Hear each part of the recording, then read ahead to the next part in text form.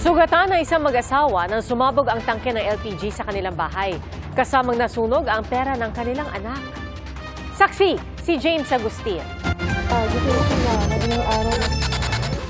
Ginulat ng pagsabog ang mga taga-BFD compound sa Barangay Central, Quezon City pasado alas 2 sa madaling araw kanina.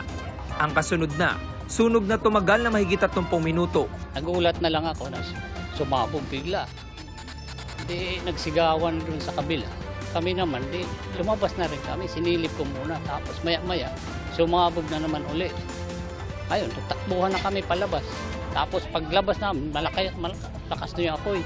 Nasunog ang isang bahay na may 2 palapag. Batay sa inisyal na imbestigasyon, nagluluto ang mag-asawang nakatira roon nang sumabog umano ang kanilang LPG tank. Dinala sila sa ospital matapos magtamo ng lapno sa braso at kamay, ayon sa QC Fire Department.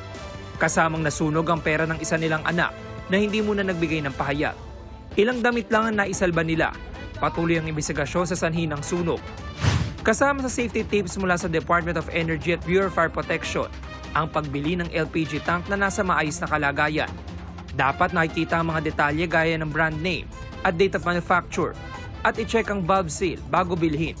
Hindi dapat ibinabagsak ang LPG tank kapag inililipat. Ilagay ito sa bahagi ng bahay na may maayos na ventilasyon. Itayo lang ito ng diretso at hindi dapat nakatagilid. Bantayan ito kapag nakabukas at isara kapag hindi ginagamit. Sakaling magka-gas leak, agad apulahin ang apoy sa paligid. Isara ang regulator switch.